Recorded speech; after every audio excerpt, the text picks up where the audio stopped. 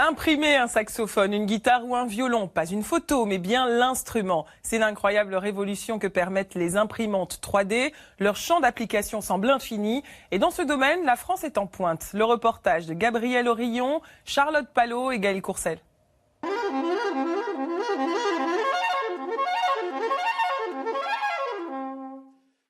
C'est un musicien de renom.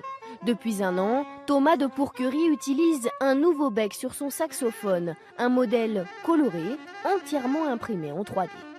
J'ai adoré à la première écoute, au premier essai. Le fait de pouvoir les imprimer en 3D, ça veut dire qu'on peut corriger à chaque fois les petits défauts jusqu'à arriver à quelque chose de vraiment parfait pour nous. Une idée développée par cette jeune femme. Après un doctorat en acoustique, elle décide de créer des becs sur mesure pour saxophone et clarinette. Les musiciens répondent d'abord à ce questionnaire sur Internet.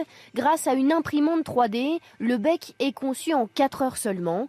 Il est ensuite testé par le musicien et réajusté au centième de centimètre près. Chaque musicien a envie d'avoir un son particulier, un son qu'on puisse reconnaître. Et on les aide dans cette quête-là. Une quête partagée par ce violoniste français.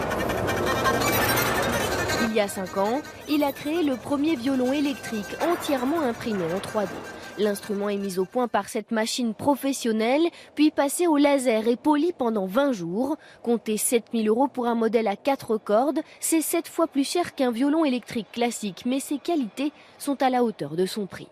C'est le seul violon électrique existant qui est fait en une seule pièce. On a fait des mesures acoustiques, des tests qui ont prouvé que le même capteur sonore, si on le met sur un violon qui n'est pas dans une seule pièce, va sonner différemment. On va perdre beaucoup de basse et beaucoup de chaleur de son. Ce violon est aussi plus léger, donc plus maniable. Une vingtaine de musiciens dans le monde l'ont déjà adopté.